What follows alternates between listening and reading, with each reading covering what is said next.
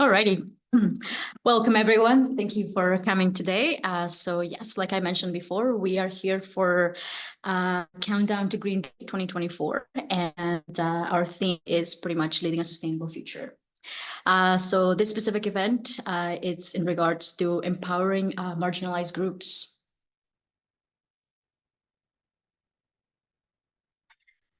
Something important to acknowledge is the land that we're in.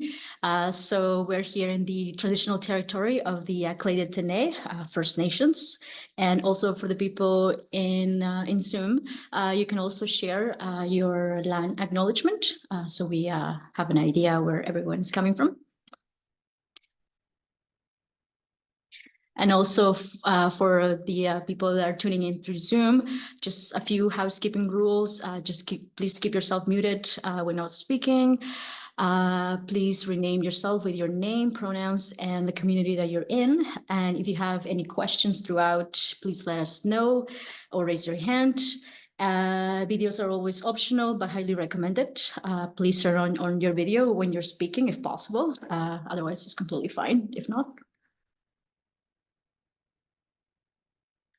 And just the community agreement, just be respectful. You're encouraged to express your honest opinion, but no personal attacks. Debate is encouraged, but keep content and questions focused on the subject matter, and don't interrupt someone when they're speaking.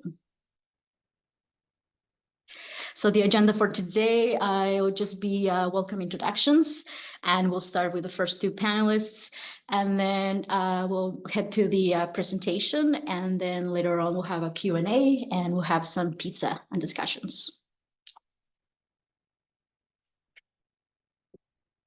Thank you, Olga. Okay, so I will introduce first panelist.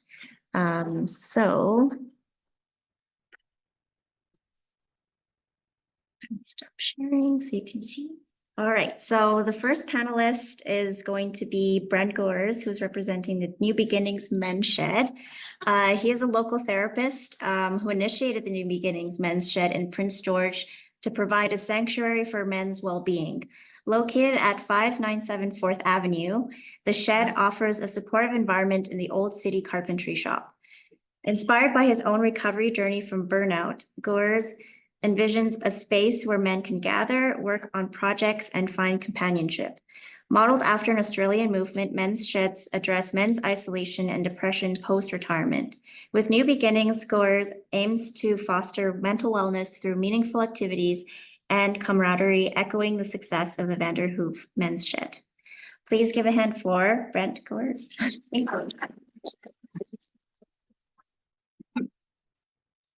Thank you.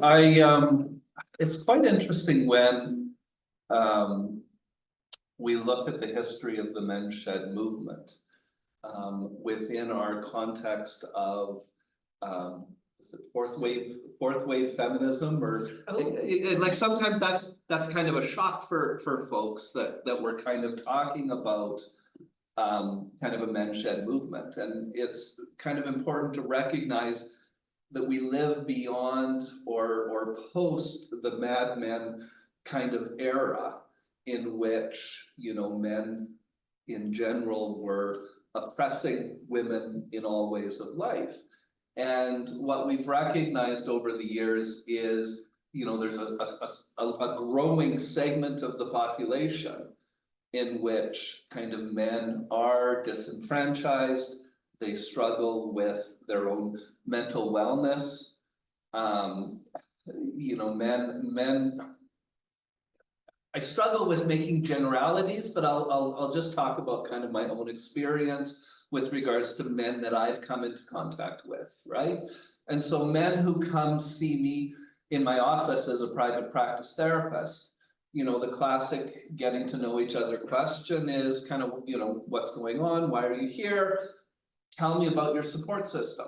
And 9 times out of 10, if they're sitting on my couch, they say, my partner.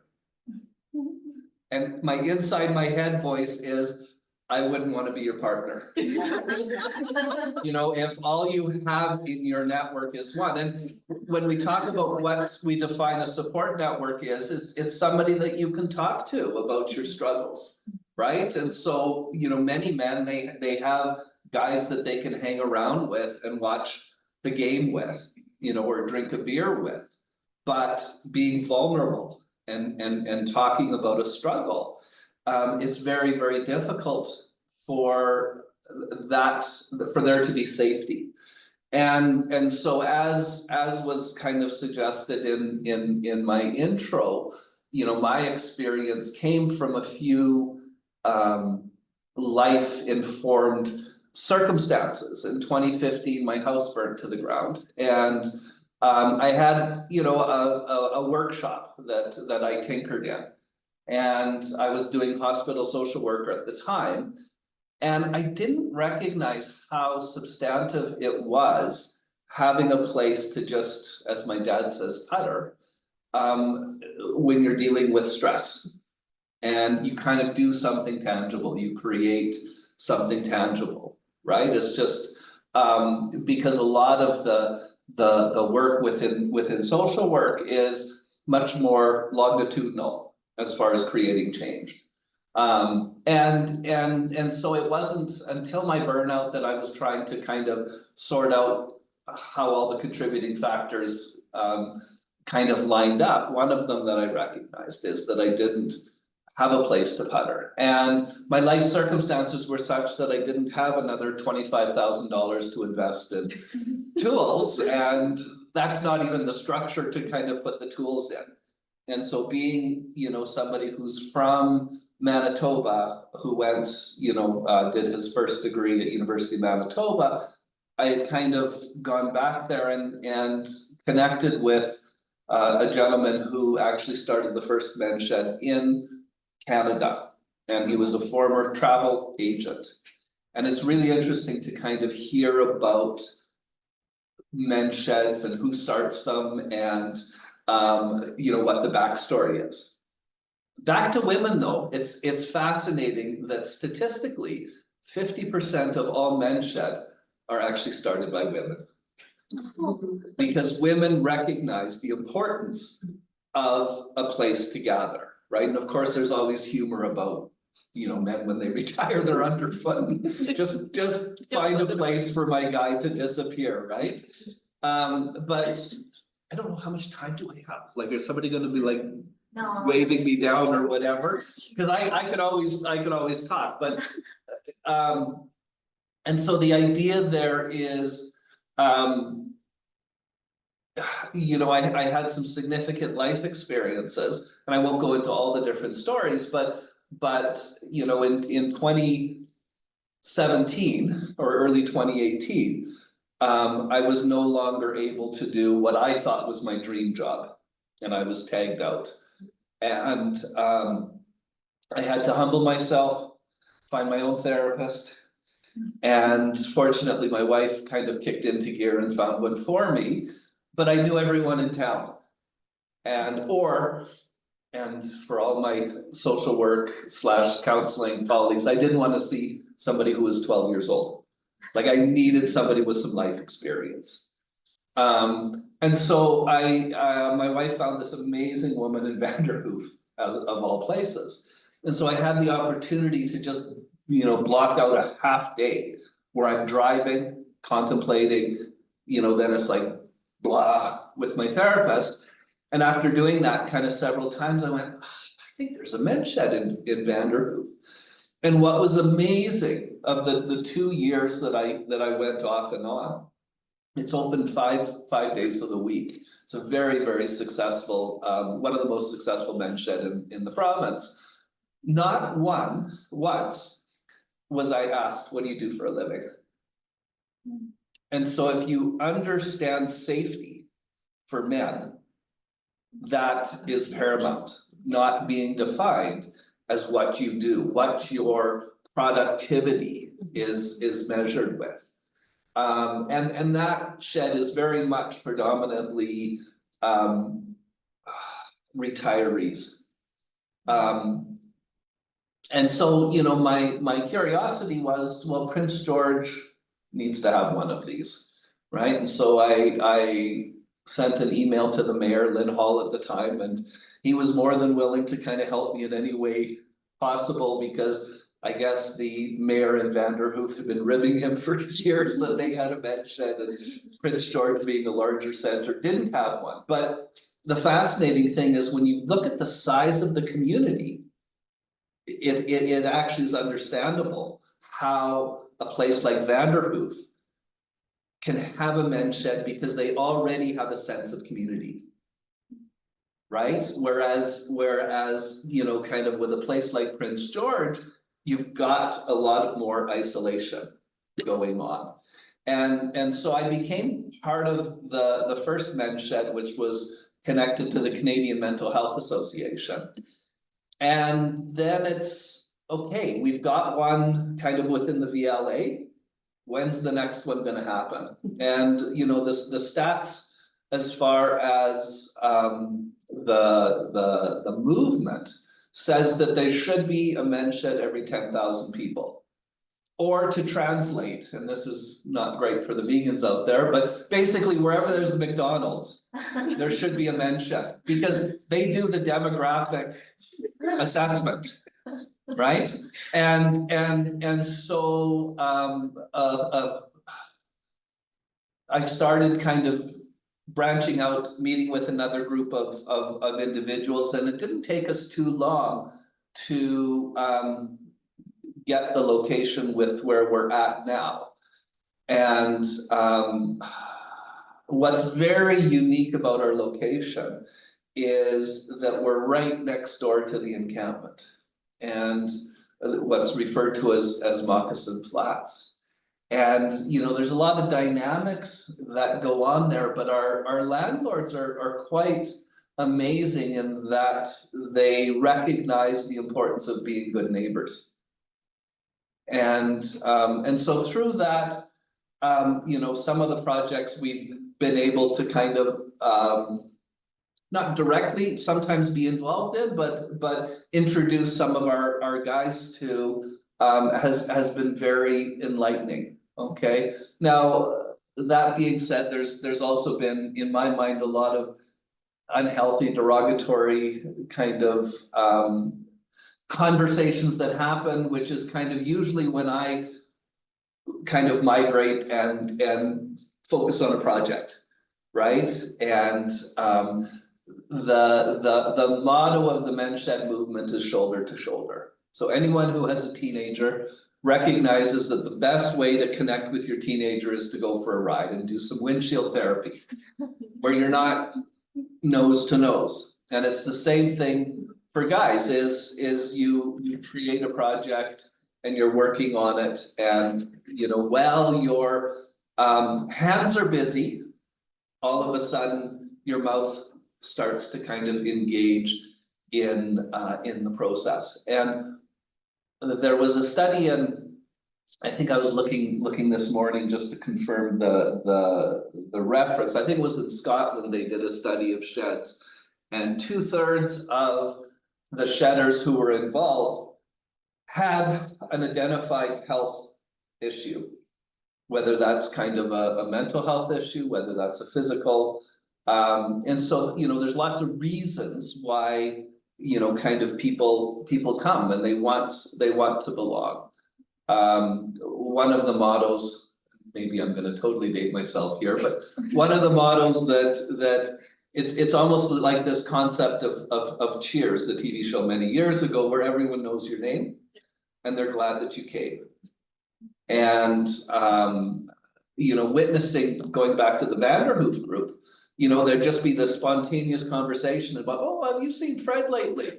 It's like, oh no, I haven't. And then somebody else pipes up and says, oh yeah, he like ended up in hospital. And then a couple of them say, well, at the end of the shed today, we're gonna go and swing by and go connect with Fred, right? Where you just got this spontaneous community, this connection, this that wouldn't necessarily be facilitated, because for the most part, men suck at making friends.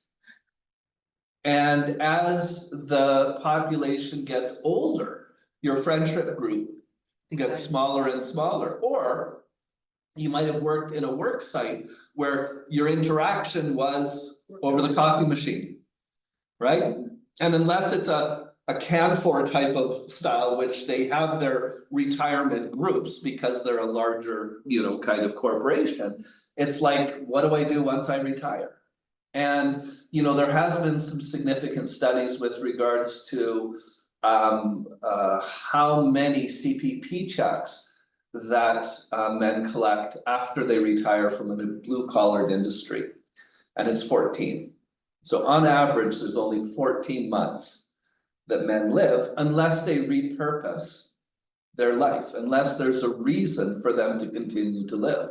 Now, some, it's because they actually die before they retire, you know, because of all those risk factors of depression, smoking, you know, excessive drinking, all of those kind of significant factors. But if a man can kind of repurpose himself,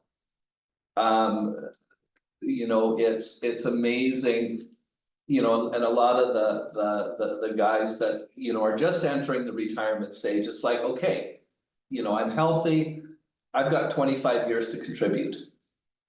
And in Vanderhoof, you know, they say we recycle talent.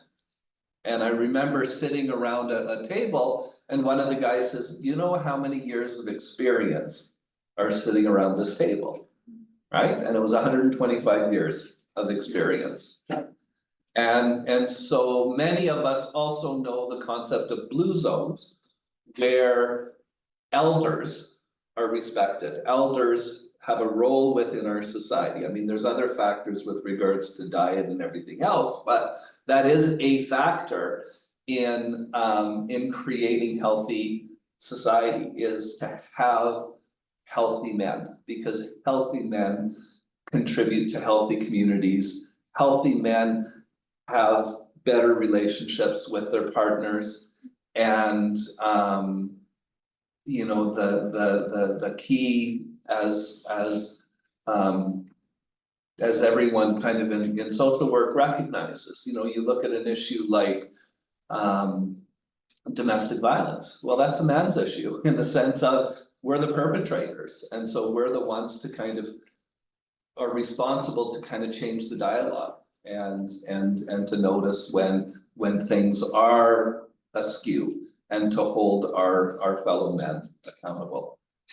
I could go on, but I'm really glad to kind of have the opportunity to have this conversation and to talk about, you know, the amazing role that the Men's Shed movement can play in our community. I'm already having informal conversations with, we need one in Heritage, we need one up the Heart, we need one in College Heights, you know, because our city actually is very well staged to have kind of unique men's sheds communities. Then each men's shed is operated independently, right?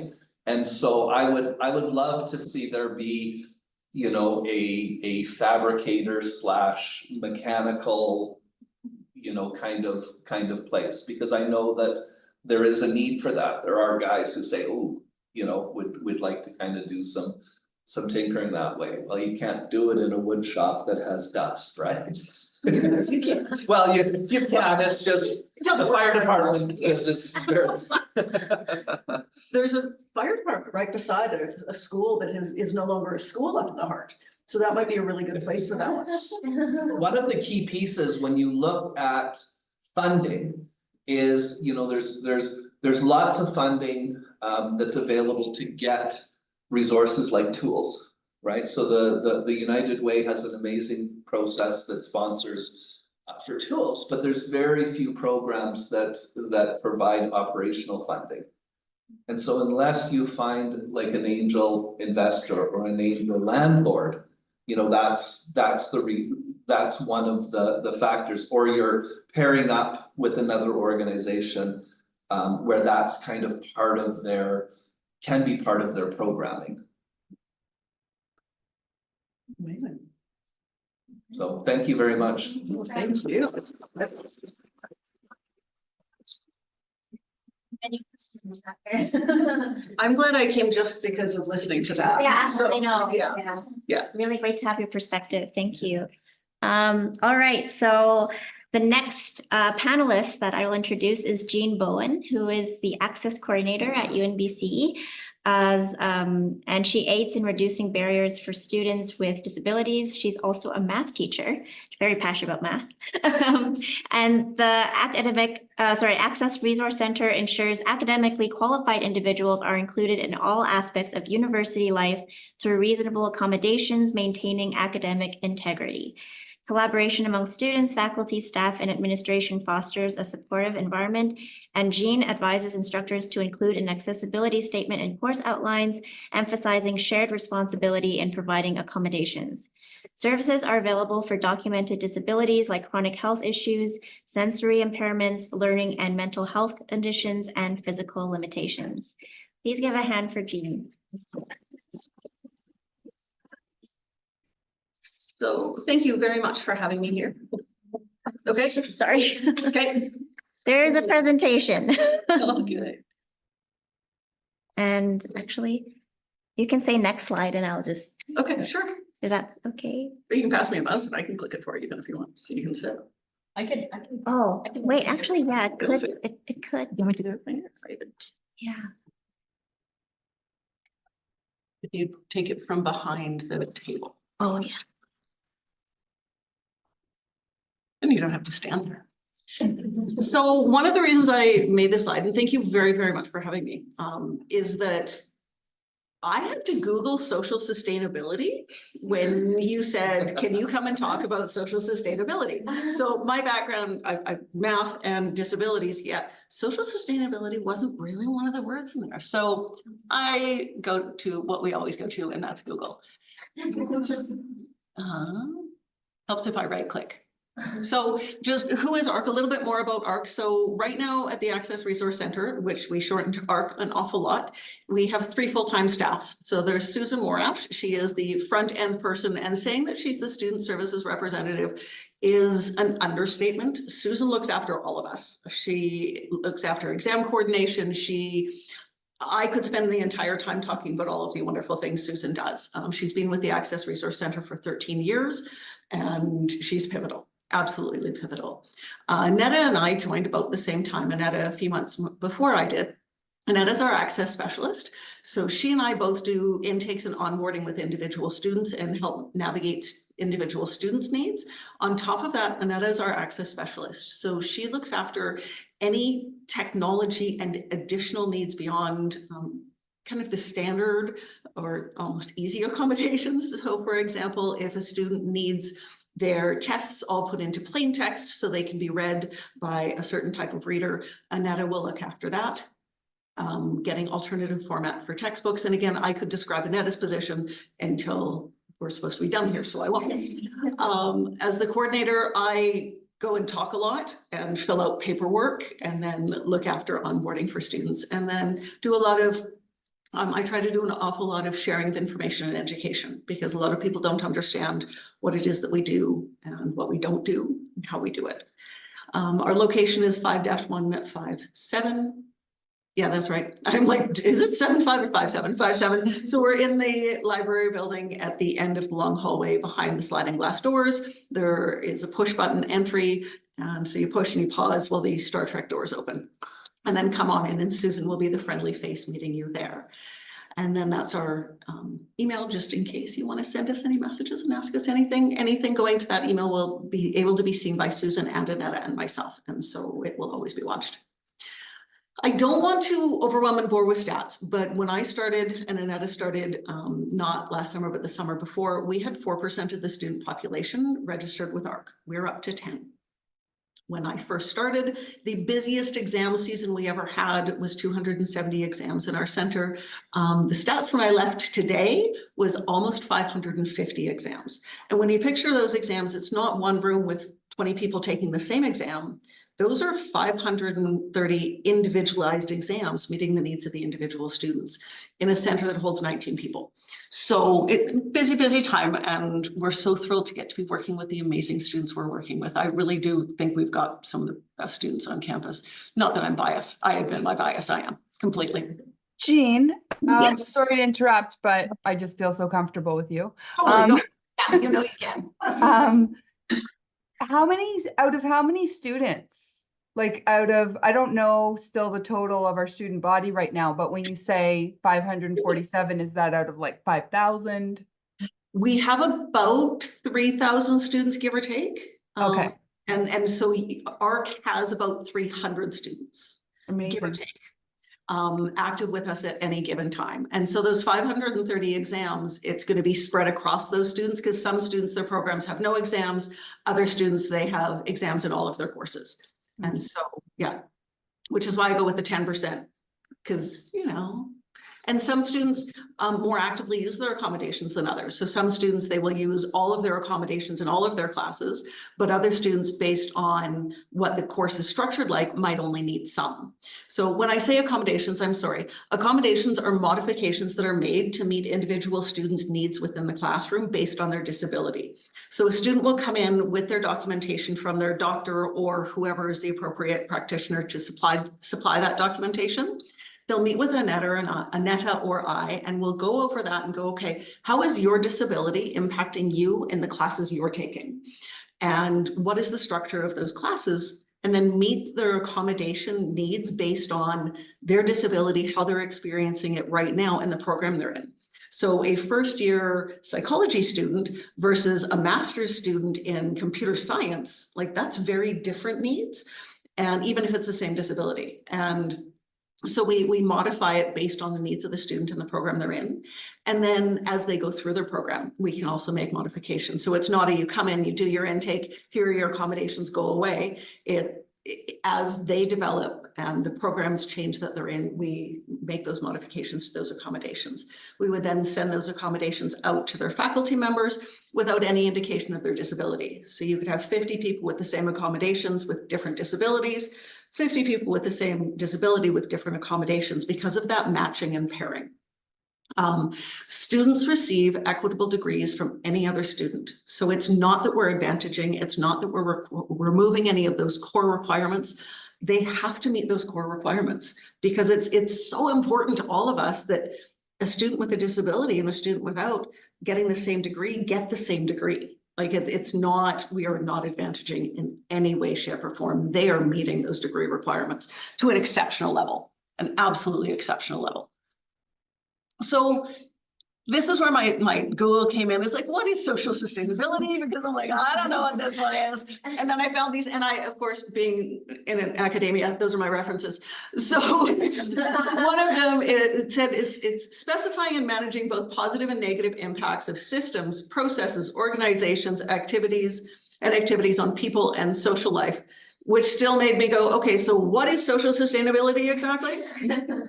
Next one got me a process of creating a sustainable, successful places that promote well-being, like the men's shed, by understanding what people need from the places they work and live in. And I'm like, okay, so when I dissect these and put these together, what does this actually mean? How about we embrace and act true, actual diversity, equity, and inclusivity in everything that we do? And when we're managing to do that, I think that's when we would be creating that social sustainability. It's like sidewalks used to all have blunt edges. So if you were a mom with a buggy, if you were a person with a cane, if you were a person with a scooter, wheelchair, who cares? It was awful getting off sidewalks. And now they have the on-ramps and the off-ramps, but that benefits all of us. When my daughter was learning to ride her bike, she came to one of those hard and off she went off her bike, and here we are picking her up off the street. It's better when we make it better for everybody and inclusive for everybody. And purposely made it inclusivity and not inclusion because I really think it should be equity, diversity, and inclusivity, not inclusion, just because of parallelness in language. I'm sorry. So at UNBC, where art can help is in particular with students with disabilities. And we do very much look at it as empowerment. Like, I am not enabling, I am empowering. And Annetta and Susan, we're all trying to empower these students because the disabilities don't end when they walk out of the door with their degree. Those disabilities are staying with you. And so if I give you a tool or a technique that only helps you in your Math 100 class, yeah, that's not particularly useful long-term. And so we try to connect tools and techniques that can support both in this learning environment and beyond. One of the examples being, we've got this lovely text-to-speech called Kurzweil. It's great, it's expensive. Are you going to really have Kurzweil to read your PDFs for you at home? No, probably not, unless somebody is funding it for you. But Microsoft Edge has a lovely PDF reader that you can pick your accents, pick your speed. It can have a person with a masculine sounding voice with an Icelandic accent reading your document for you, right? And so why not try those tools instead? Because those you can use wherever you've got internet. Another one, speech to text, same thing. We've got this lovely program, this Dragon Naturally Speaking. You train it, it recognizes your voice, it gets used to you, awesome. But again, when you leave, are you still going to have access to that? And so instead, if you want to use speech to text, try using, again, Microsoft. Sorry, it's not Microsoft Plug. It's those are the ones that everybody has access to. We've got Microsoft 365 as students. So let's use those tools and they get to follow you around. So trying to connect with those technologies and tools that can potentially continue on with you. And then supports and those skills needed to use those supports, ask for those supports, the language around those, and that trying to shift the mentality of what independence means. So my mother tells me, Mom, I hope you're not lying because I'm about to say this in public, that the very first phrase I ever said was do it self. So to say that I'm a fiercely independent person would not be an understatement. But then what does it mean to be independent? And it's like, I didn't make my own clothes. Can I sew? Yes. Could I make the clothes? I don't know if I could make all of this, but I can make clothes, right? But I don't. Time, energy, effort, that kind of thing. Do I cut my own hair? No, and I probably couldn't cut my own hair, but I don't make my own glasses either. And so we're not actually designed to be a truly self-sufficient, working on our own, doing everything all by ourselves people. So then what is independence? And to me, independence became knowing when to ask for help, being able to ask for help, and knowing who to ask, having that language and being willing to do it. And so I think that's one of those things that we try and help students with disabilities see is like, you don't have to do it all on your own. That's not being independent. Being independent is functioning as an adult. Okay, so what does that mean to you? And so trying to have those conversations and help develop those skills where you're here. If what you need is an extension, ask for an extension. Here's some language. Let's help make that email together. Things like that. So then we also try to foster a place where disabilities are recognized and recognized not as a deficiency, right? It used to be like when I was in school, a disability was seen as a deficiency no matter what it was. So I'm dyslexic. I cannot tell the difference between an R and an F when I'm tired or stressed. So as a person who has to write the word deferral, that was today. I'm like, ooh, yeah, maybe time for a break and walk away from the computer and have a drink. Because it was not deferral when I started typing that word. And so recognizing those things, but it's like, it's in school, if it had been on paper that I was dyslexic in elementary school, high school, I would have been put in remedial classes. Okay. I have a master's in mathematics. I am not deficient. But I'm different, absolutely. And so helping people recognize that disability is not, it's not a deficiency, it's just different. And like, what would the world be like if we didn't have people with disabilities contributing? Stephen Hawkins is an amazing example of that. The Brief History of Time was one of those books that the average reader could understand cosmological, amazing things if we had not provided him accessibility and fostered that, like we would have lost out. And that's one example. Like there are so many. And so, yeah, it's that disability is not a deficiency. Different, sure, not deficient. Okay, and apparently that's the end of my slide. So I'll stop sharing. So yeah, we're here to support students and meet those needs and help them develop those languages and the skills to kind of thrive. But to me, social sustainability needs things like that because we need that equity, we need that diversity, we need to help people shine as who they are. Yeah. So thank you very much. And we need amazing instructors like Indrani and Ami and the others that are here. Phenomenal to work with. But Indrani has a hand. Go for it. Thank you for that talk, Jean. I just thought it would be apropos to mention, to go along with your speech, that the word individual actually has etymological rootings in the notion of indivisible, which means undividable and inseparable. I like it, especially the math person in me is going, that's even better. That is phenomenal. Love that, Indrani. Thank you for sharing, and thank you so much, Jean, for that. That definition of independence is, yeah, something that will stick with me. Thank you. I hold true to that, and every once in a while I remind myself of it. Like I don't have that one down pat totally, do itself, but I'm getting there. I'm getting there. Thank you. Great. I'm going to introduce the next panelist. Maybe mom, message. Oh, great. Sorry.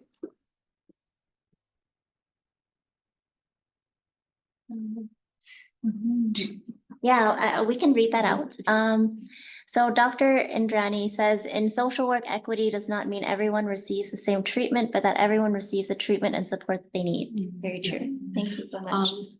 In my math class, I have people read a paper, and it's on the Ute people's understanding of math and knowledge sharing. So that's an Indigenous group in Utah, and their idea of half is actually your fair share, which goes along with that. It's like it's not absolutely equal. It's what's appropriate for you. And so if your family has 6 people and this family has 3 people, the 6 people half would be bigger than the 4 because there's more of them. It's that fair share, and that goes along with that idea. I love that. Yeah. Equitable, not equal. All righty. Thank you so much. Thank you so much, Jean. Appreciate it. So the next panelist is Kaho. Kaho Mishihara herself is a master's social work student at UNBC. She's originally from Japan. Kaho has resided in Canada for 8 years, primarily as an international student, living with visual impairment since the age of 1. Kaho gradually lost her sight completely a few years ago. Passionate about exploring the mental health impacts experienced by young adults with visual impairments due to the ableism in their daily lives. Kaho aims to address these issues in her MSW thesis. Her future aspirations involve working with individuals with physical disabilities who also face mental health challenges, advocating for well-being and empowerment by raising awareness of ableism. Sorry about not pronouncing the word. Ableism. Ableism. Oh my God, I can't believe it. No. Now I know something new. I don't know ours from that. No issue. Sorry, Kaho. Okay, so awareness about ableism and advocating for changes in social policies and structures. Kaho eagerly anticipates participating in the panel discussion. And everyone, welcome.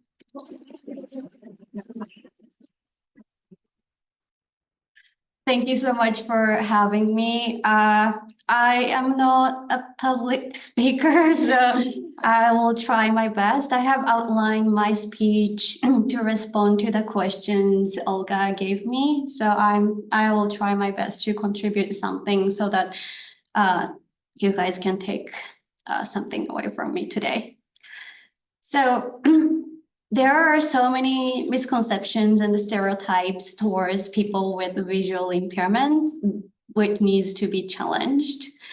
When people recognize me as a blind person, for example, they tend to categorize me as either a hopelessly dependent or miraculously genius.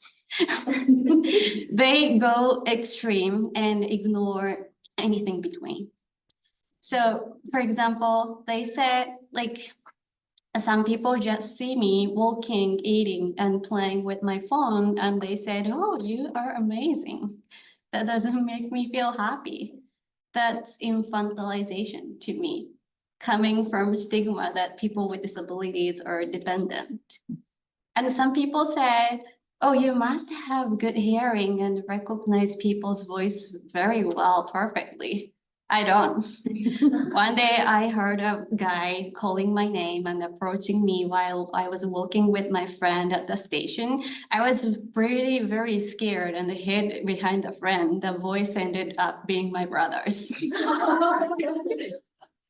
I didn't expect him to be there, so I had no idea whose voice that was. And he was pretty shocked, but that was a weird moment. But so yeah, it would be great if you could say your name first when you find me, please. And once people get to know me more, they become less extreme most of the time. So I think getting to know the person more and learning from them are good ways to challenge misconceptions.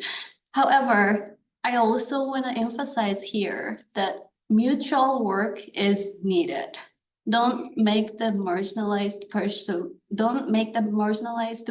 feel that it's always solely his or her responsibility to educate people and ask for understanding.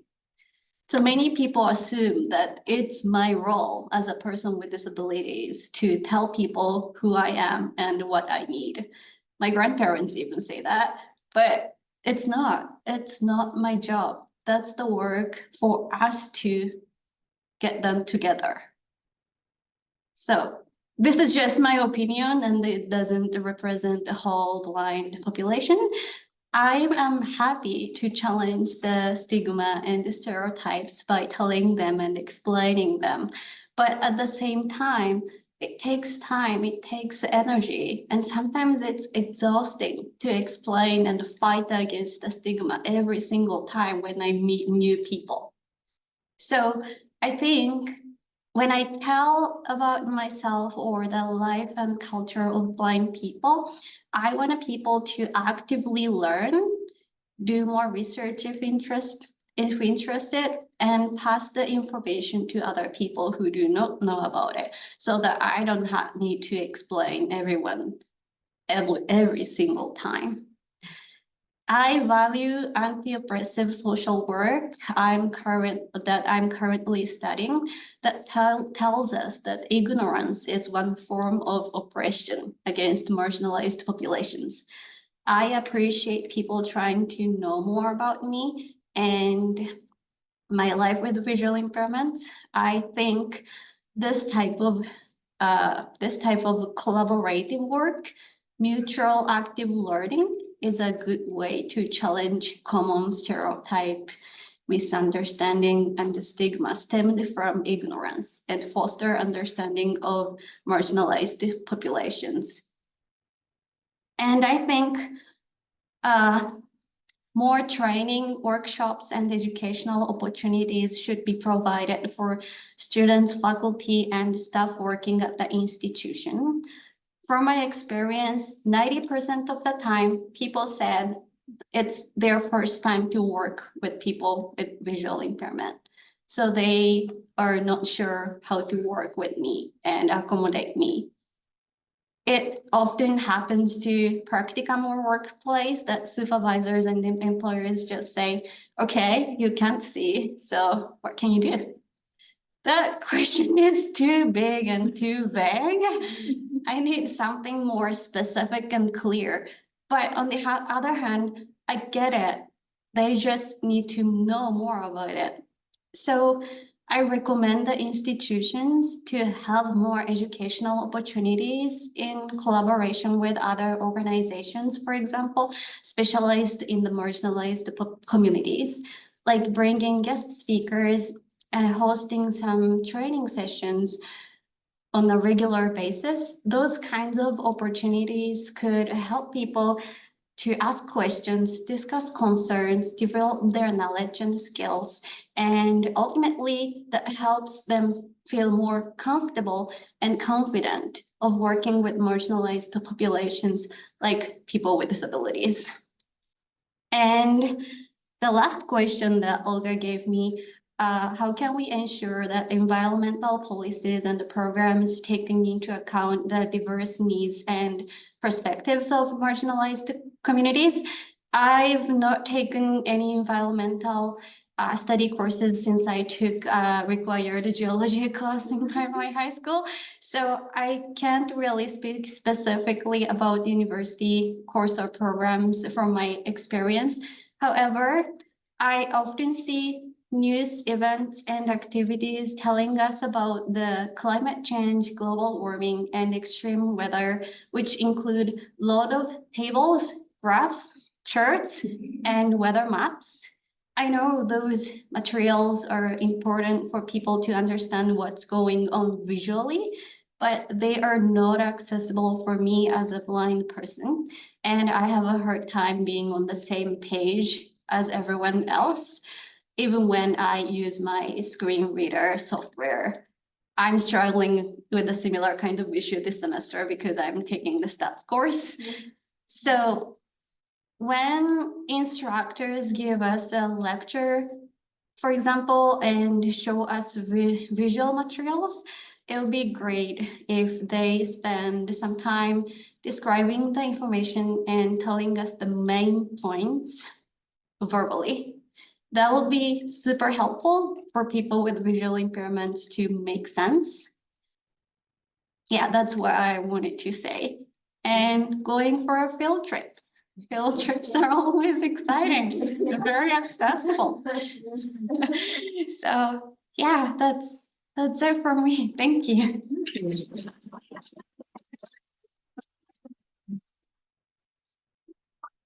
Hey, can I steal your quote of ignorance is one form of oppression? That's not my quote, that's a quote from someone else. Oh, no, it says Kyle. Paper, I took it. My sources. I read it from the textbook. Oh, I'm gonna have to find another. Yeah. Find original source. But I'll still give you credit. Thank you. And if Johnny has her hand up, would you like to? Sure. Kaho, that was a great talk.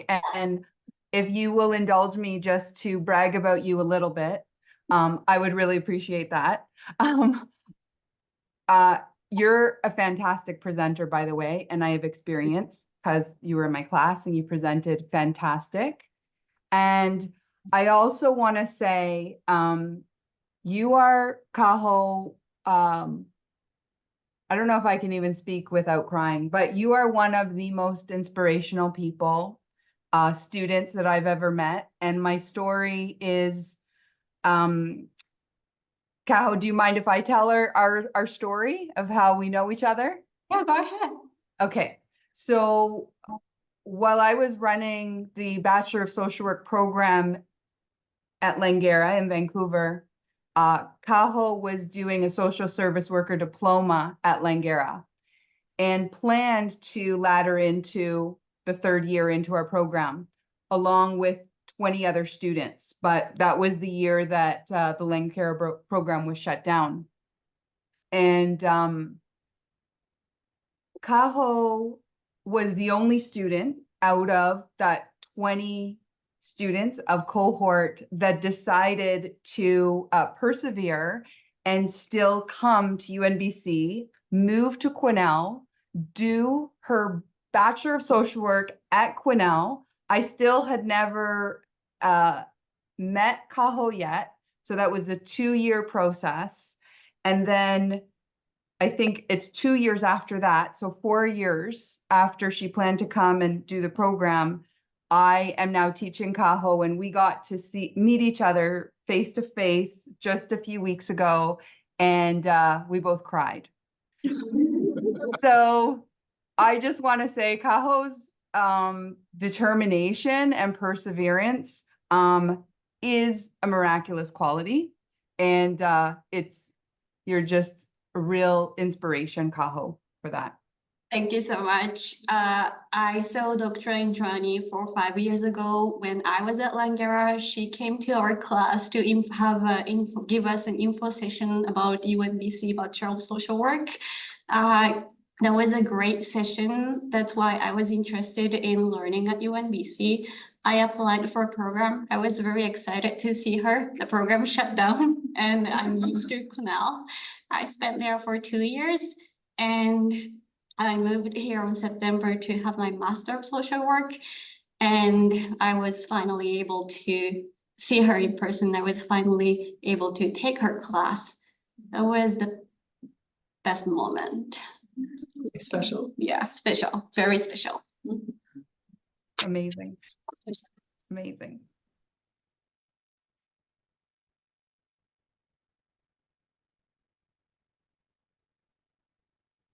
And our last panelist for the night, we have Jemima Duru.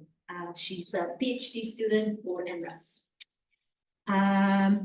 Jemima Duru is an avid researcher and educator. Is currently undertaking a PhD at the University of Northern British Columbia, focusing on gender experiences of climate change, induced displacement, exploring inequality, agency, and resilience among displaced women. With a bachelor's degree in geography and environmental management from the University of Lorraine. Thank you, Lorraine. She cultivated a deep sense of environmental stewardship. Additionally, she holds a master's in disaster management and resilience from Coventry University. Jemima is actively involved in mentoring students, nurturing a productive learning atmosphere, committed to environmental advocacy and education. Her goal is to effect positive change on a global scale. And everyone, welcome. It's funny when I read that biography, I'm like, oh my God, how old am I? and I started to think, oh yes, I did this and did that. And, oh my God. So I'd like to give a background about how I got into all of this in the first place. So I left home at 16. Very funny story. Found myself in university. I was born in Lagos. I grew up in Lagos. I always had voice, right? So I was just even having a conversation with someone today and it was like, you give such a good pep talk. I'm like, yeah, I get whatever I want. I have my mouth, so I have such a voice. And I'm in this institution where I do not have a voice. I cannot say what I want. But fortunately, because I give a good pep talk, I always got out of trouble, right? So I'm like, how can people, how do these women in this society cope, right? This is not how I grew up. I don't know this. And then I had seen the influence of climate change growing up in Lagos. I'm like, okay, now I know what I want to do for my research. So I want to look at women, I want to look at how climate change impacts them, and I want to look at livelihood. Because if you do not have a voice, you're impacted by climate change, which everybody's trying to wrap their heads around. How can you make a livelihood, right? So I'm like, okay, this is what I want to do. And then I just did that because I felt like, this is what I wanted to do. And then I was teaching, because after graduating from uni, I left home and I went to teach. So what happened? I lost my dad. Similar to what you said, right? When men retire, what becomes of them? So barely a month after he retired, he died. So I can so much relate when you say men need a safe space where they can actually talk and actually be heard and be seen. So I'm like, and one of the reasons why I have a strong voice is because of my dad. So I could get whatever I want, do whatever, because he was that, that figure. I'm like, okay, so I'm going to leave home, see if I could get away from this grief and get away from this pain. Then I was teaching, and then a student was like, oh, so you talk about climate change all the time, talk about adaptation, talk about mitigation, talk about doing this and that. You're actively involved, but what can we do when a disaster happens? I'm like, that's a really good question.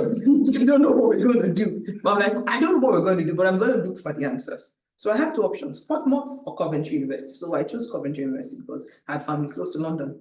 So while I was there, I'm like, okay, so what am I going to do for my research again? I started saying, well, I'm going to do something on women, but how am I going to do something that actually does make an impact? And I started to say, okay, so I'm going to look at how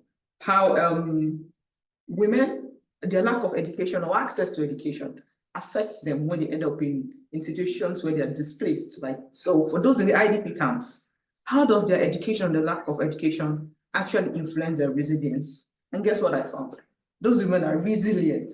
I found out that despite the fact that they're at the bottom of the food chain, so to speak, despite the fact that they are marginalized, despite the fact that they are oppressed, like he said, women live in communities, right? So when they live in communities, whatever they're lacking, because they're on the same level playing field, there's no issue of, oh, you're better than me, or I'm better than you. They're on the same playing field. So whatever they lack, they know who to ask.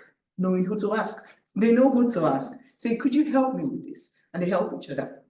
I was reading a book and they talked about how women in the IDP camps, and they were having this problem where they were being robbed, right? So what can we do? There's only one security in this IDP camp. What do we do? So they said to themselves, you know what? We're going to mount watch. So every night, one person mounts watch, and then she has a club in her hand. There are no weapons, so she has a club in her hand. If you come in to rob or rape any of them, she hits that person with a club. I'm like, oh my God, that's genius, because these women have had kids where they had to stay long hours in the night, staying out. So it wasn't a problem for them, right? So the misconception about marginalized people or marginalized women, so to speak, having no agency is very wrong. They have agency. They can make the best out of the worst situations. So they have agency.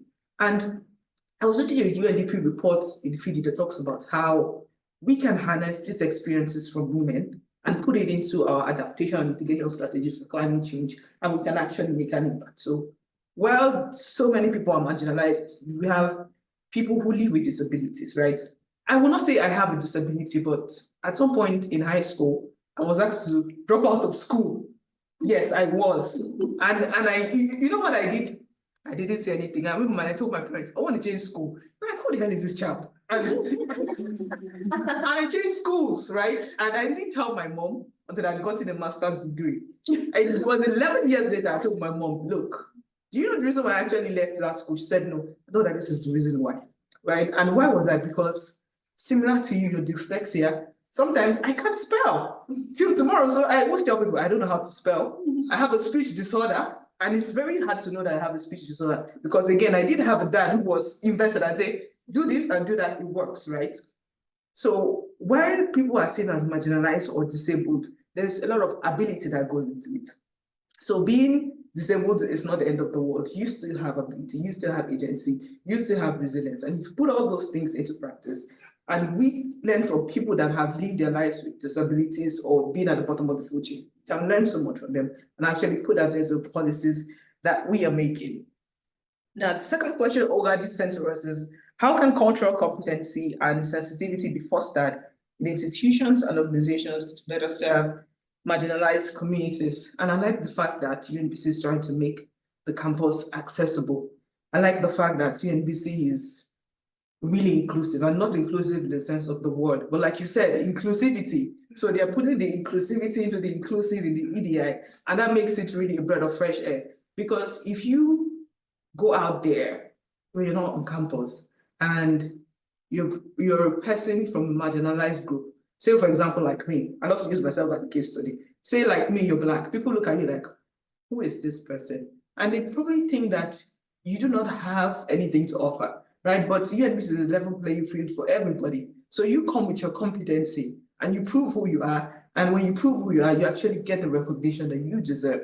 So I like that about UNBC. So I think that if we continue to be culturally aware, because culture as it is, we all have aspects of our culture that intersect, right?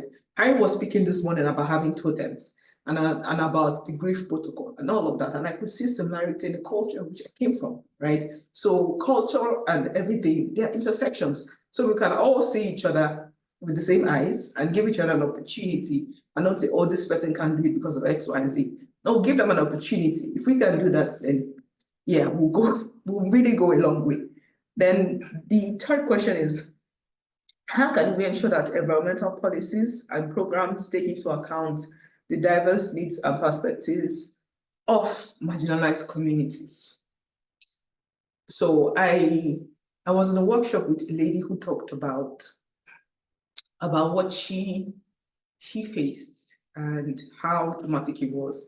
She was 15 and she was sexually abused, and she did try to get a restraining order to prevent that from happening, but it was horrible because those in that community were like, oh, this is really not a crime. It was just a really messy story, right? She couldn't do much because she's a woman, she's young, she's from the minority group, so no one is really going to take her seriously. And what she was saying that I have been in IDP camps. I have worked in emergency response and I've seen people die. I saw my own dad die, but I wept because I'm like, she's 15, right? This shouldn't happen to someone of that age who did not have that agency. So this is one thing I've been trying to look at, right? How can we take the voices of the marginalized people, men, women, children, people living with disability, old people, because old people are another group that we do not look at because they no longer have as much strength as they used to when they were young. So if we take all of those voices together, I like to say, take it from the ground up, right? We take it from the bottom, make sense of all of that data, put it into a framework, right? Take it to people who can advocate for these policies and tell them, look, this is what I found, and this is what I think we should do.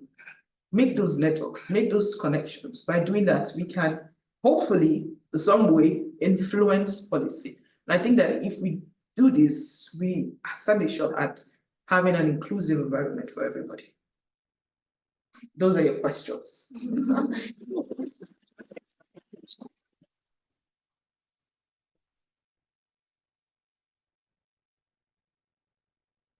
Yeah. It's so much inspiration, so much to process. Oh my goodness, it's just, thank you, all of you, for being here. Yeah, your stories are different, but at the same time, they share the same theme, you know, that we all have to work together and try to include everyone. And by doing so, we bring out the best out of everybody, right? Yeah, so thank you so much. Did anybody have any questions? Now is the question period. So if anybody on Zoom has some questions, please raise your hand, or you can unmute yourself as well. Oh, and Alex, I read your response and I noted down the name of the original statement of oppression is a form, or ignorance is a form of oppression. Thank you. It's with my notes.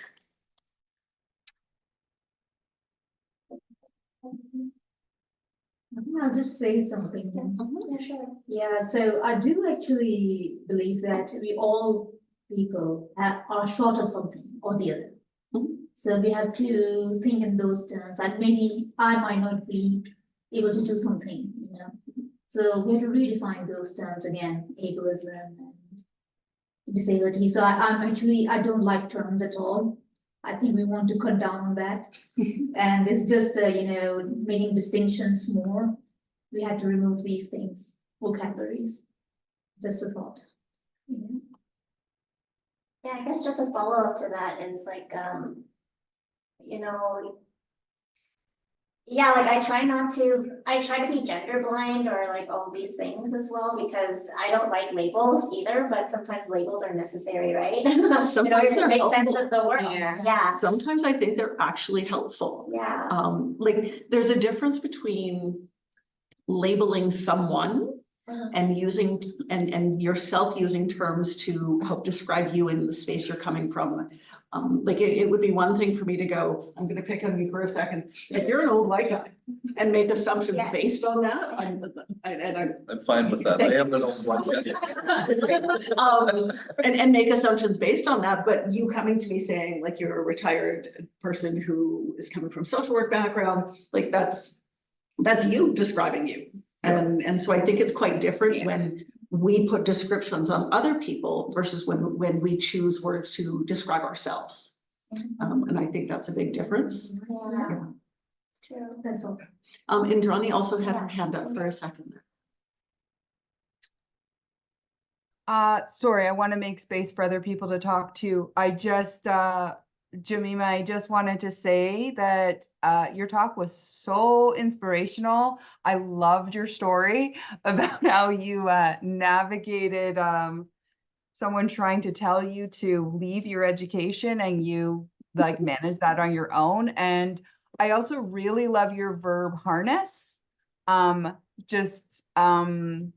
Yeah, very inspirational. And I think your work is really important in gender and environmental sustainability. So thank you for that.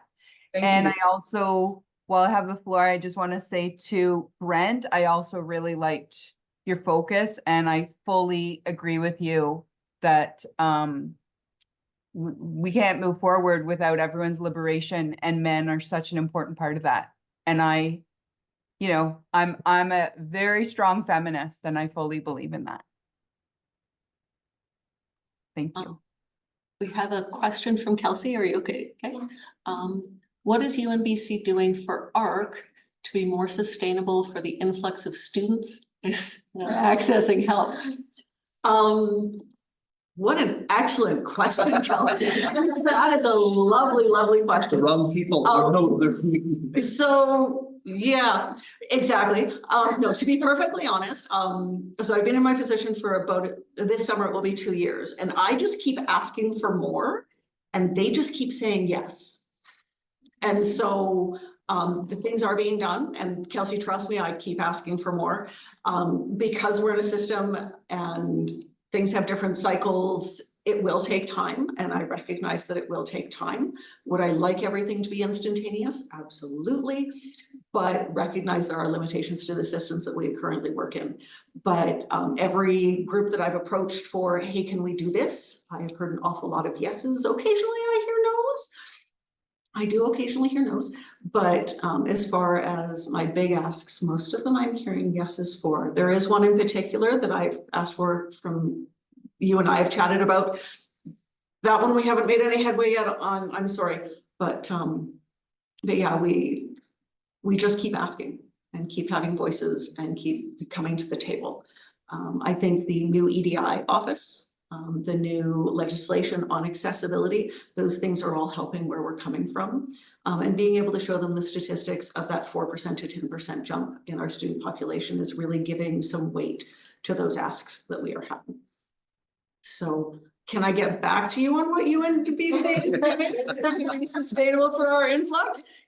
Yeah, I'll get back to you on that one.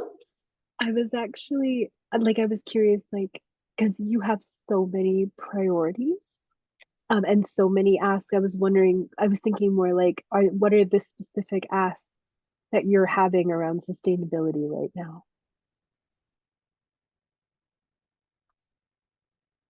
My pause is only one of what is appropriate to share and say, being cognizant of that. So I'm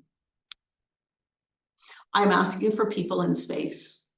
To be perfectly honest, that's my big ask right now, is for more staff and more space. So our footprint it actually shrunk when we moved. We moved into our new location during COVID.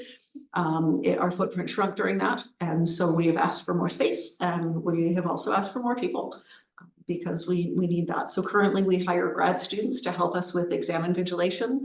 And that is something that of course costs. And I've been told yes across the board for that. Absolutely, completely and totally. And then we're working on plans for other things. Does that answer that one for you, Kelsey? Yes, that's great. Thank you. Thank you. That's a very good question. And Annetta, thank you for coming and watching.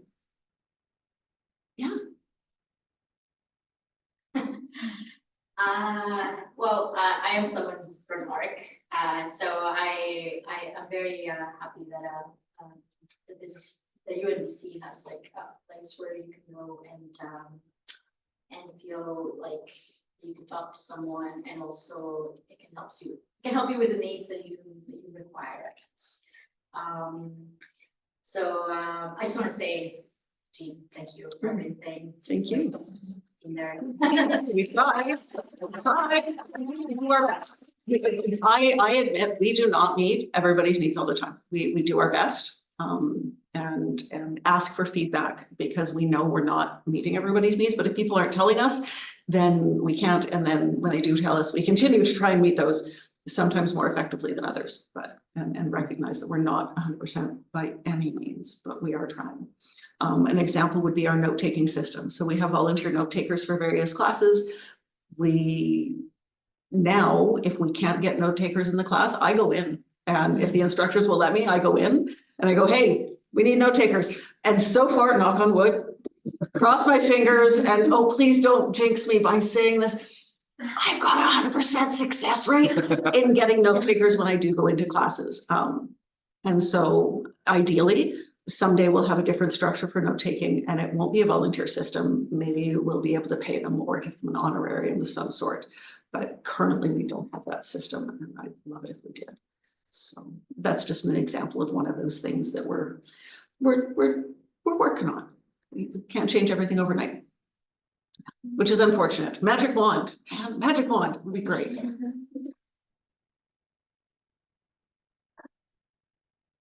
It's not so much a question that I was trying to formulate, it's just always the case with me. I try to formulate questions and don't quite get there. But I think what struck me, I really appreciate all of your presentations. It was just, yeah, it was fantastic. I'll have to follow up with you, Jemima, because it sounds like we have a lot of overlap in our research interests. But I think what you were, something that I've been thinking a lot about my own research, and that you really highlighted was, you know, the necessity of paying attention to how people live environmental and climate change, right? And the ways that people, you know, and in your case specifically focusing on women, you sort of adapt, resist, you know, sort of survive. And I think the previous 3 presentations in different ways, I think that what I was sort of thinking about in terms of the parallels, or what kinds of considerations or questions Jemima's presentation then raised for me was, you know, on a sort of more local level within our community, within our university, you know, so what does it mean? What does it mean to be a green or sustainable university in a sort of sustainable place, you know, in conditions of environmental and climate change? What kinds of supports are necessary for students who are living through, and faculty, staff, wider community members who are living through the, you know, sort of these processes of environmental and climate, you know, change, crisis. There's another point that I want to make about that. Well, how does that change, you know, what we see our work as requiring, I guess, both in terms of, you know, the kinds of supports to respond to the anxiety and trauma that's associated with living through, you know, sort of slower processes of climate change, but also, you know, climate-related catastrophes, right? Displacement on a much more, you know, sort of in a much more immediate space, I guess.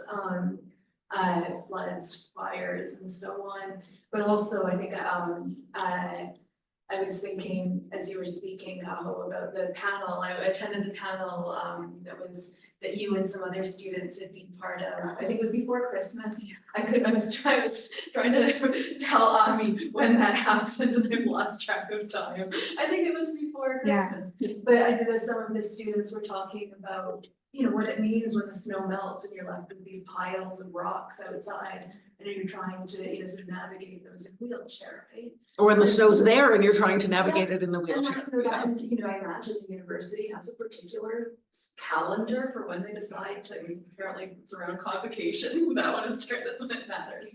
But for, you know, adjusting to environmental or weather patterns, right? And how does the university adjust in a context of, you know, changing climatic calendars to make an accessible space? And so there's a lot of disjointed thoughts, but it's, yeah, that question of how people, yeah, that Jemima centered so much of how people, you know, sort of live in conditions of environmental and climate change, and then thinking of what that requires us collectively to do, and to account for the uneven ways that experience or impacted by changing within our university, our classrooms, university, wider community.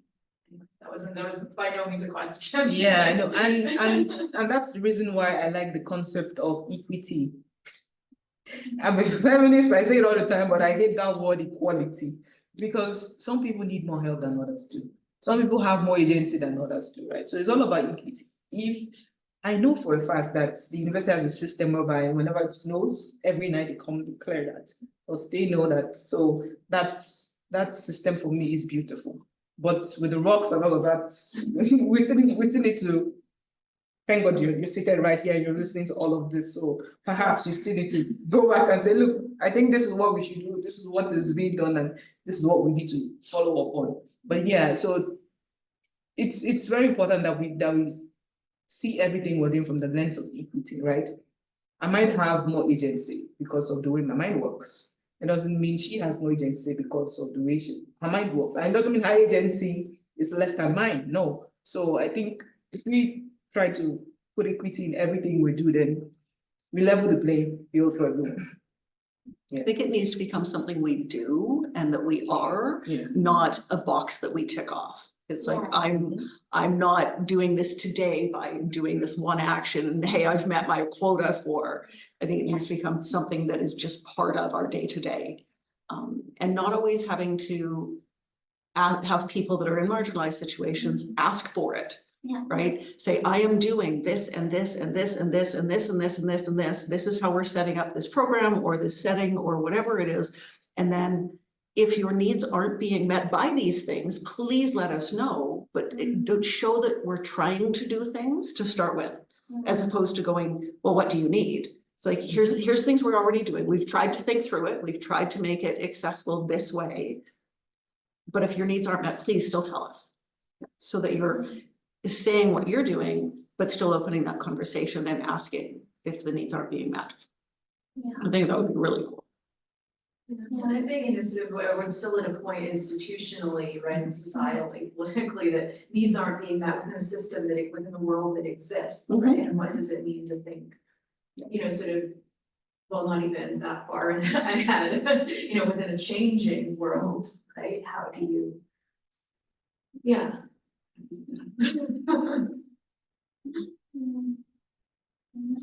I have one sort of question, well, I have many questions. And all of this is really good feedback for me because I'm working in the sustainability office. And so I would love to help support anything related to this as well, and to give a spotlight. And also about the weather and all of those things, making sure that facilities, keeps in mind about these things when they're clearing the snow, when they're clearing stones from the pavement. Mine is on, I guess, honesty and how important it is to be honest, because I'm just going to be very candid here. I've had conversations with people. They look at me and they say, oh, I'm a woman and I'm from a minority group. I guess I'm not white, whatever, that's probably what it means. And then they say all of these things to make me feel like I'm included and I'm comfortable. I'm just saying, just stop it. I mean, just say exactly what you think, don't address me as if I am somebody that, needs to hear all of this EDI stuff because I'm a woman and I am a minority group, from a minority group. And then they just change their stance completely. They just become honest with me. And I feel like we need to be more honest with each other when we talk about equity, diversity, inclusion. And also that's why I'm very glad that I brought a lot of diverse people here, and including someone like Brent, for example, because you're bringing the side that not a lot of people, some people honestly here would neglect because they're like, oh, white man, oh, retired people, oh, whatever, you know what I mean? And men are not really part of the equation a lot of the times when people talk about equity, diversity, inclusion. If I'm being honest, this is my opinion. And so I think that's something as an institution, I feel like people should be more honest with each other. And I don't know what you guys think about that, about true honesty, and also being uncomfortable is okay, right? So for example, of course, Kaho, I don't know what you feel sometimes when people talk to you. Some people might try to avoid you completely, right? Because they're afraid to talk about that topic because they're afraid, let's say, of offending you, or they'd rather not approach that because it's too uncomfortable. And so I think being uncomfortable and being honest is good things, and is good to say I'm ignorant sometimes, you know, maybe it's not a bad thing, at least you're acknowledging that you're ignorant. Yeah. And it means that you want to be less ignorant, hopefully, by acknowledging that. So I don't know what you guys think about that. I would like to speak to that as a therapist. Yeah. And We have I- comments as well. on this, so Okay. just not cutting you off. No, I didn't see you Yeah. behind the Yeah. screen.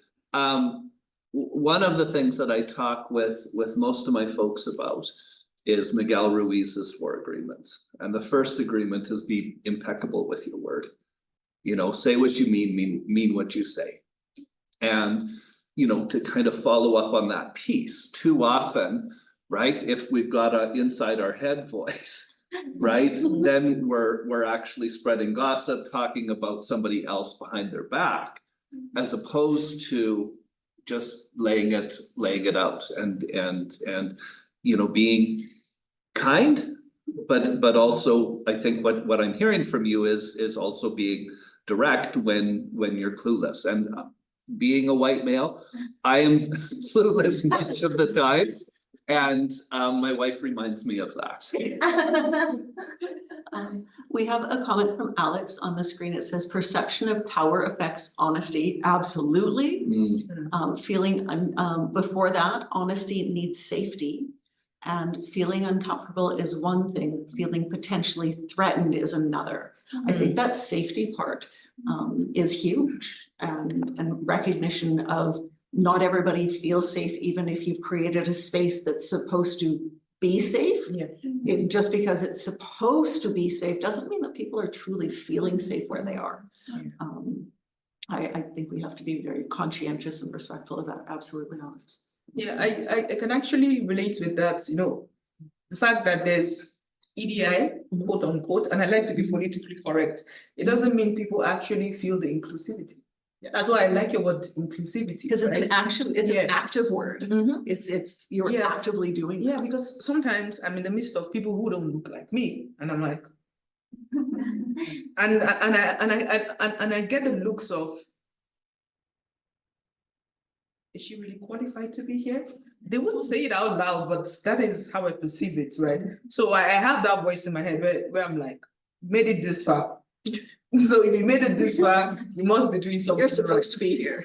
Exactly. Yeah. So while we can ask for honesty, right? We know our limitations, we know what we can do, we know what we can't do.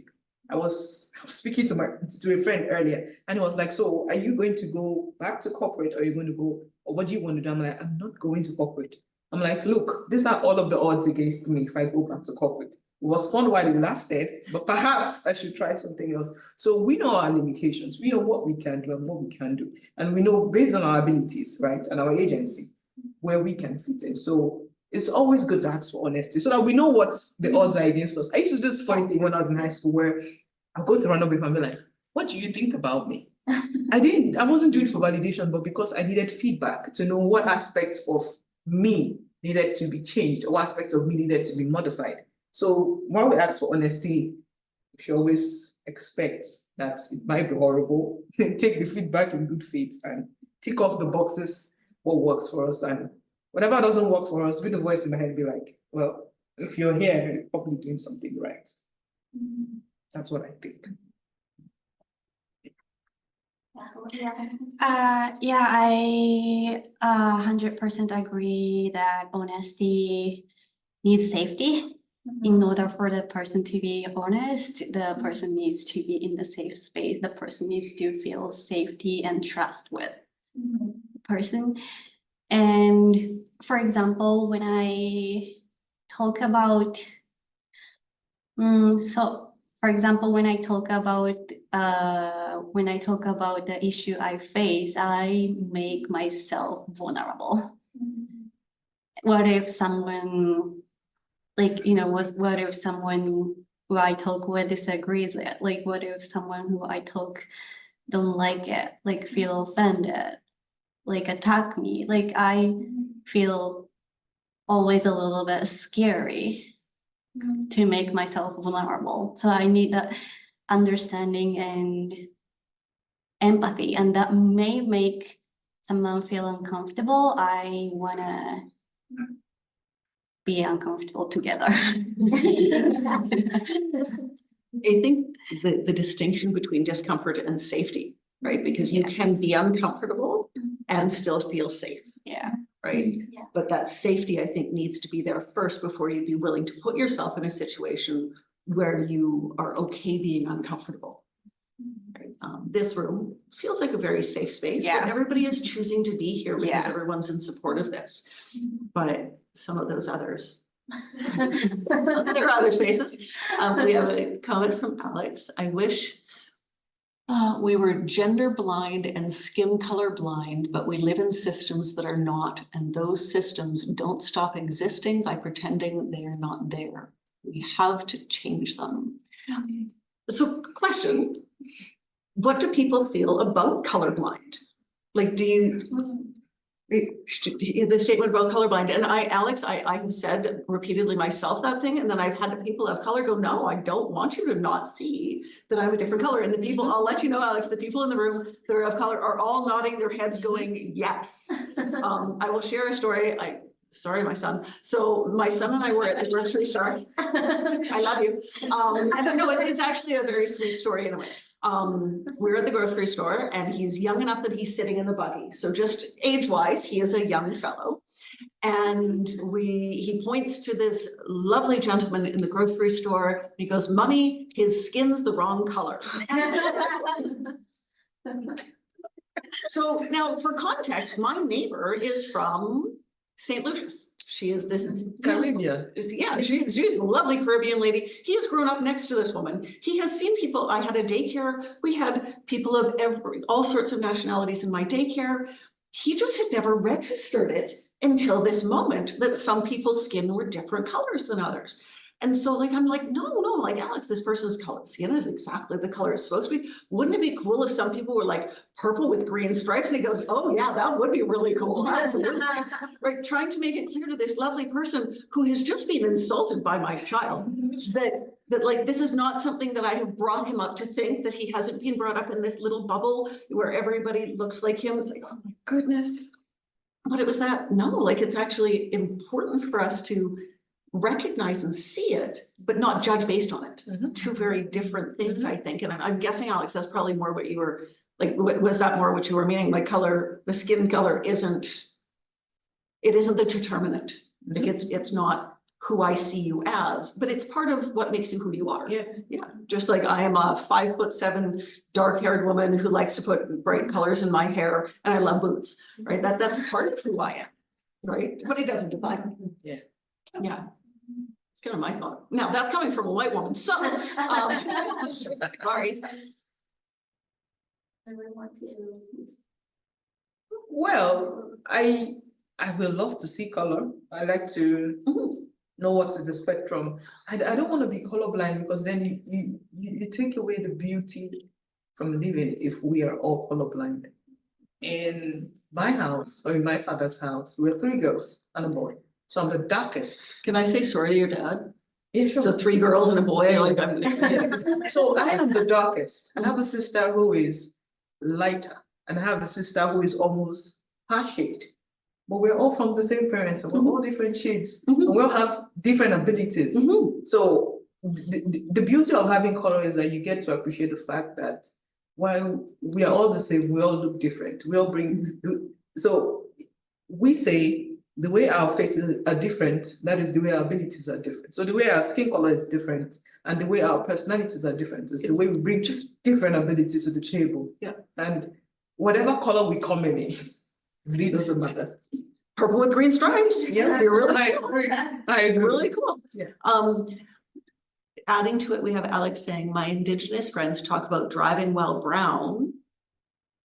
Yes, police are not colorblind. Again, Alex, lots of nods coming from this room. That's a kind of bombs. Yeah. I think I should say. When I was young, we are talking about like, what is a kumbaya? Okay, yeah. Oh, like that kind of tone and that kind of face, that kind of eyes and from. And one of my friends, she said, I love the guy who has small eyes and looks so cold.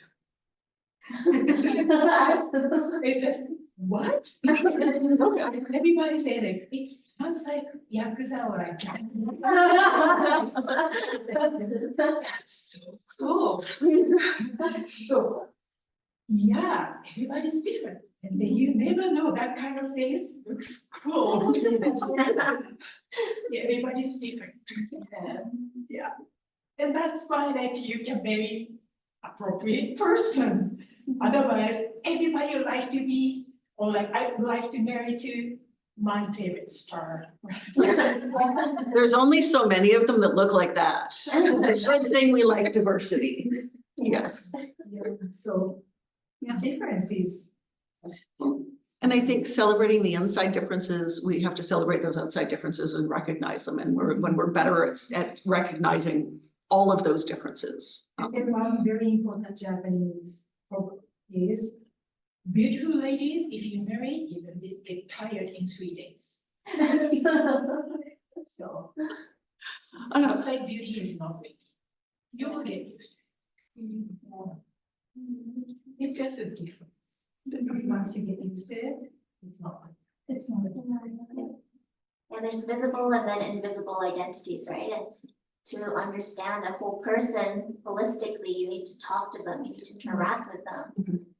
And sometimes that means you're uncomfortable doing so, but just do it, just talk to someone that you've never talked to before. Yeah. My family gets tired of that though. They're like, no, we're not going to the store with you anymore, Mom. No. Just no, you talk to everybody. Yeah.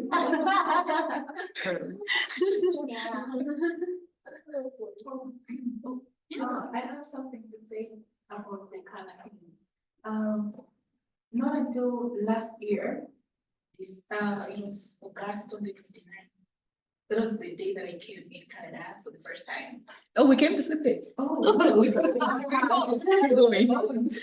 Okay, so that was the first day that I knew that there were indigenous people and there were white people. That was the first day that I heard about that. Growing up was like, everybody who has light skin is a white person. And then it's like, oh, well, that's beautiful. I mean, everyone who has black skin, that is also a black person, right? And then when I came here, it's like, why are these people like separating themselves? This small thing that just differs you guys, but it's not like that's a big deal. It's just how we look at the people, but we don't want in them, right? So I'm like, I don't know, when Alex talked about indigenous person, it's like, yes, we're different, but then that difference is what makes us all unique. There's no way somebody just has to segregate somebody. And it was really sad hearing that this person, oh, I don't think this person was, she or he is an indigenous person. I thought all of you are white people. And then I'm like, no, I'm white and the person is an indigenous person. Okay, that doesn't make sense to me. And I think that doesn't make sense to me. It's like everybody looks better than we do. Whatever they bring on the table, take what they bring. Just don't look far from that. If you choose to register, like, okay, if you want to register, I appreciate that. That's the only registration that's appreciated. But don't segregate at the journey. So whatever form you come in, whatever color you come in, that's really beautiful. When you have the same flowers, the same kind of flowers, it doesn't look good. When you have orange, red, green, you go, wow, this color combination. So that's why the rainbow has the colors. That's the beauty. So I just want to say that jewelry comes in different ways, and with different ways are together. That's the most beautiful thing. For the record, my son does know different skin killers now. He's gotten that down pat, and he's okay with that now. Yeah. He celebrates that with us as opposed to, we still haven't found the green screen purple skin person with the stripes, but. I think the other interesting thing that when we're looking at skin color, we also need to recognize kind of some of the historical impact to circumstances, right? And, you know, I think Wab Kinew, I was so excited when he became premier and Manitoba being kind of my home province, you know, but you know, he made the distinction when he was still more of a comedian and not a politician, you know, of the difference between, you know, a white person and an Indigenous person, right, is that of poverty, right? And so you white people go and get drunk at a curling rink and you grab a cab and you go home, right? Whereas if you're dealing with poverty, you know, and there's a situation where you're drinking, but you're drinking on the street and it's more public. And, you know, part of my social work background is to kind of also recognize that kind of that whole class impact. And then of course the historical traumas that have occurred in different backgrounds, in different stories that occur, you know, that we need to kind of acknowledge as well. But it's interesting because you can't also make assumptions. Do you know what I mean? Like just because, like I don't know if folks know the ACEs score. It's the Adverse Childhood Experience score that is a fairly useful tool just to do a quick screening to determine kind of if you're doing trauma work, how much preparation a person requires, right? And I totally stuck my foot in my mouth with one of my clients. You know, he was Indigenous, and I made an assumption that, you know, his score was going to be quite high, and his score was 0. Right? That's pretty low. And, you know, so he didn't have any negative adverse childhood events. And so I think it gets back to your point about having dialogue, having communication, and not making assumptions, which, you know, back to Miguel Ruiz's agreement number 3, don't make assumptions. Yeah. Well, we all know what it makes out of you and me. Yes, sorry. Yeah. Awesome, so we Oh, have. sorry, we have another one from Alex. Does Kaho's device communicate with the Zoom and translate our comments from chat? No, No. it doesn't have that high capacity. But I have another machine that's very similar to this. I can connect to the machine to my computer on Bluetooth, and the machine shows like I did a bunch of settings, and the machine now shows the Zoom chat. I can read it. It's really cool. Very expensive though. Yeah. I need a funding.